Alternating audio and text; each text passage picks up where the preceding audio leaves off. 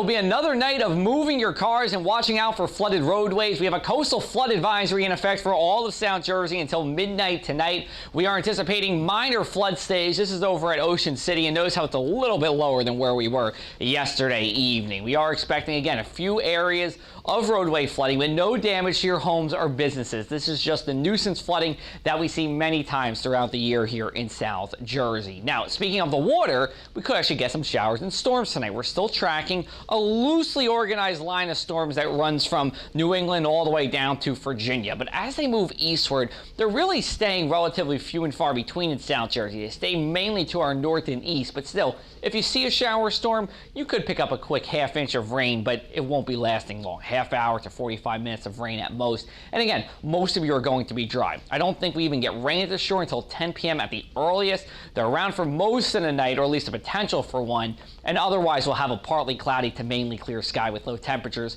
65 to 70 degrees. Let's take a look at our Tuesday. We have a little bit more heat and a little bit more humidity. Dew points will be closer to that sticky 70-degree mark, but we don't have that high heat, so not as bad as we've seen throughout the month of July, which was, of course, our record hottest month in New Jersey history. If you're heading out to the beach, looking wonderful. Look at that water temperature, mid to upper 70s. Our rip current risk is a moderate, so make sure to stay in front of the lifeguards when you do swim, and make sure to carry that sunscreen as well. Then as we go away from our waters, we're going to look towards the tropics, and you see a lot of colors right here in the tropical Atlantic. Well, those are not one, but two low pressure systems that could become tropical. And if they do, that would be Laura as well as Marco. It looks like Laura will actually be the one further to the east, with Marco developing later, but there is a medium risk for potential development here as this one moves into the Caribbean Sea. That one wouldn't impact us. This one we're going to watch out for.